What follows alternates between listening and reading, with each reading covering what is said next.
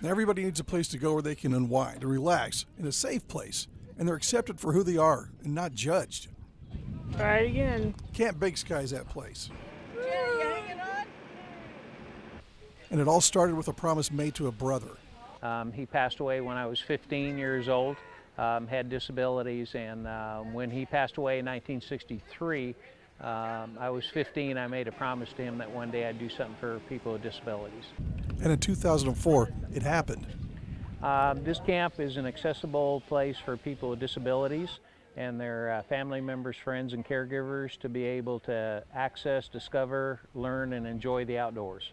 And we had our first campers on July 9th of 2004, so this is our 16th season.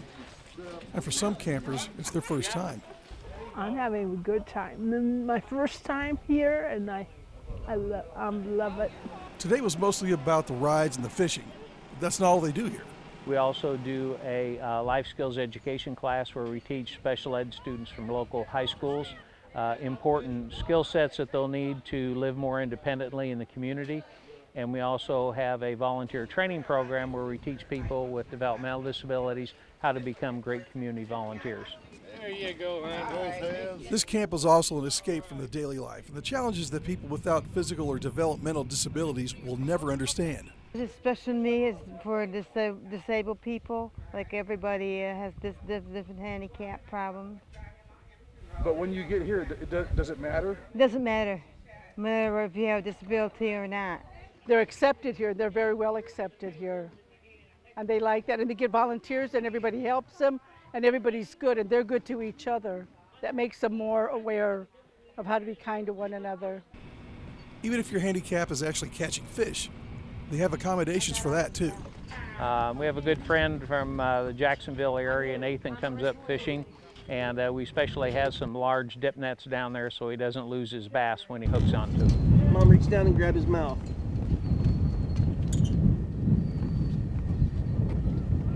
Don't pull. Oh. Ah!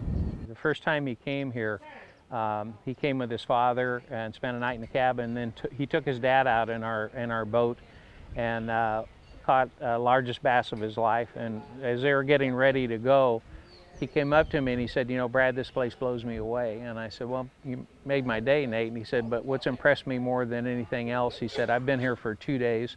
Not one person has come up to me and asked me what was wrong with me." He said, "For the first time in my life, I fit." You know, it takes a very special group of people to make a camp like this available to people who probably need it more than anybody. We're in our 16th year and we've yet to charge anybody anything to come to the camp. You really can't put a price on including and accommodating everyone so that they can enjoy the great outdoors. See, that's an experience a lot of us take for granted. Bye-bye! Through my lens in Fulton County, this is Steve Nichols, WAND.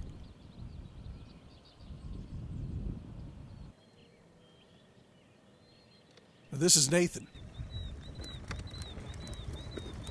Just like everybody else, he's got places to go and people to see.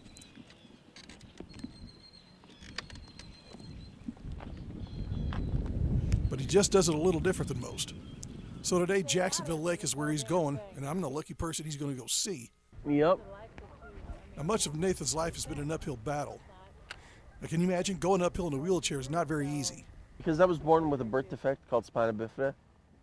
It's where my spine doesn't grow correctly, and in most cases it grows out of the person's back. But until I was, I think, 2 years old, it didn't grow out of my back. It actually stayed inside my back, and then it started to grow out. Yeah, well, it gets worse. I do dialysis 5 days a week, 4 hours each day. I have hydrocephalus, which is swelling on the brain, which thankfully I have not had issues with that for a long, long time. When I was a child, I used to have seizures. Again, no longer have issues with that.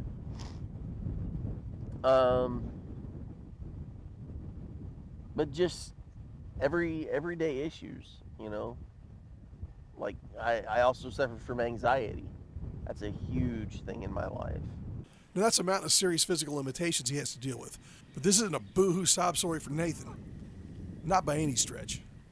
On this week's episode of Adapting the Outdoors, we're catching channel cat and carp and yellow bellies at Nichols Park. I am in my 5th season. I've been doing this since April 20th of 2013. Now that's a fish. You see, Nathan decided to document his adventures and created a YouTube channel called Adapting the Outdoors, which kind of explains why we're here fishing today. I film my hunting and fishing videos to show people that if you have the right mindset, that you can do anything that you want. It's all purely about mindset. You see, it takes the right mindset to take a wheelchair on a deer hunt. Now, my mindset would have been centered around getting the thing stuck or even getting a shot off. You see, that's not so much the problem with Nathan here. Check that out, first 8-pointer. Oh man, that is awesome. He's even braved ice fishing just last winter. Got another one. Never been ice fishing before, and a friend of mine got me out on the water for the first time, or out on the ice, and we ended up catching over 100 bluegill in 4 hours. The journey to where he is in his life didn't come easy. You know, and actually there's a time when they thought he wasn't going to make it at all. I remember Christmas of 2012, the doctors told my parents to say their goodbyes because I had gotten an infection in a wound that I had, and I went septic, and I was in intensive care and was literally in a coma, and Mom's like, no, he's not, you're wrong. And sure enough, 4 days later, I was home. You see, Nathan's mom has been an unwavering pillar of support. She didn't give up then, and she's not giving up now. I more than likely would not be alive because she would push the doctors to do different tests and do different things for quality of life, and in some situations to save my life. Now, unfortunately for Nathan, she couldn't help him save this really nice bass. His drag still isn't set right. Lefty loosey, righty tighty. You see, earlier in the day, I had a really nice bass on that spit the hook out, and these two never let me hear the end of it. And guess who got it?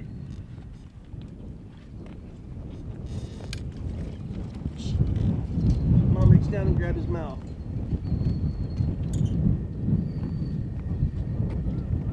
Don't pull him. Ah!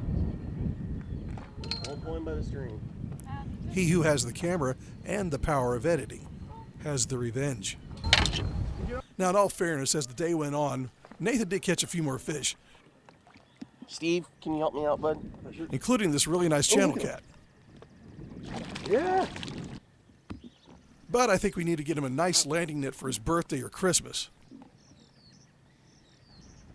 But I do enjoy getting out and not only teaching myself something, but teaching other people something.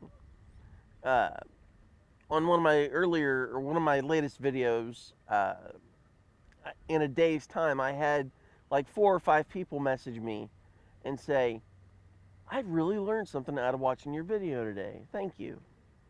And to me, that's the ultimate gift.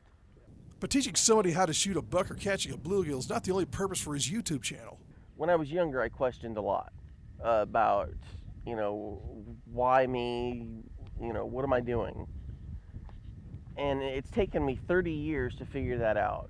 And I think it finally has come to me that my purpose on this earth is to teach people and to inspire people not to give up. Whether the cards you dealt are the greatest in the world or they're the worst hand that you could have possibly been dealt, make the best of it and just keep on trucking. So the next time you walk into your car or step into your brand new bass boat and complain about whatever it is that's troubling you that day, drive over to Jacksonville and tell Nathan and his mom all about it. I dare you. Hey now, there's no participation trophies in fishing. Through my lens in Jacksonville, this is Steve Nichols, WAND. Got one.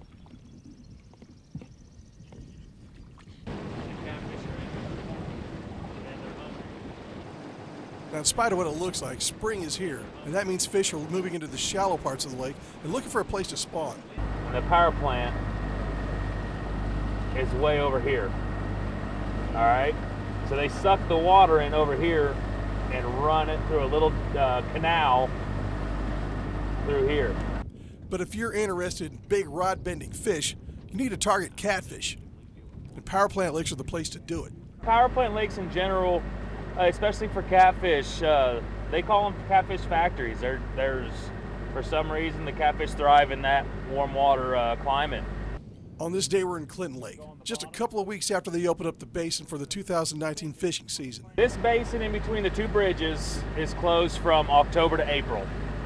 So no one can fish in here until April 1st. So it's basically a sanctuary for them in here.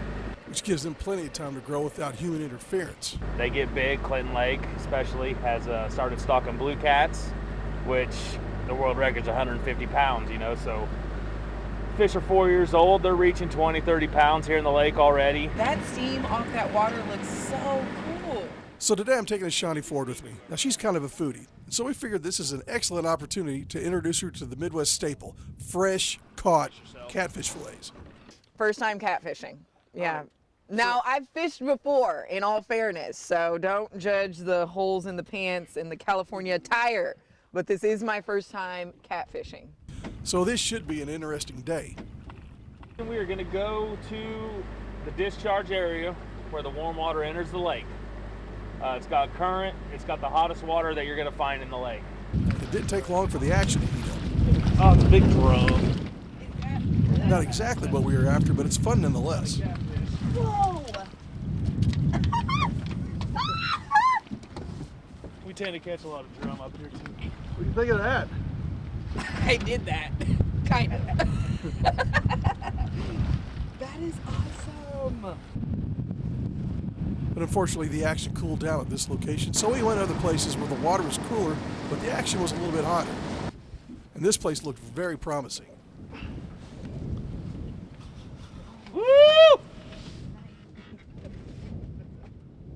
And it was until...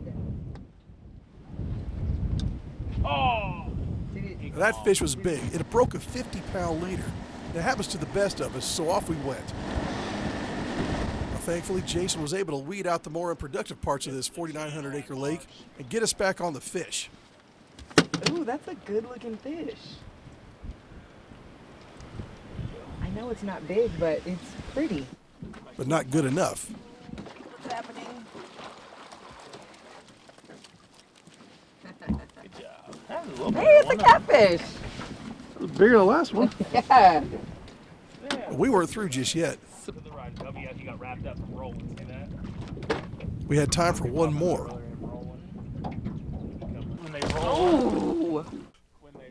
Now, this was the biggest one of the day, so it's time to head back to the dock. But I guarantee if it wasn't for Jason, a good guide navigating unfamiliar water for us, we wouldn't have any fillets for the ice cooler. How'd I do? you did good. You did good. All right, I didn't buckle under pressure. No. I kind of have this Whitney Houston I'm every woman vibe going on right now. Like, I know how to fish, officially.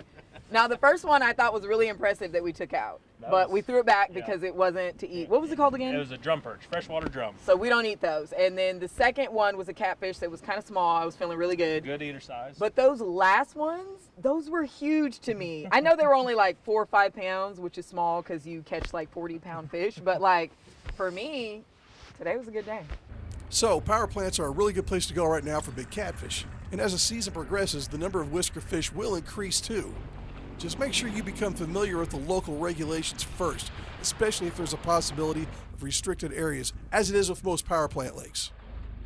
Through my lens in Clinton, this is Steve Nichols, WAND.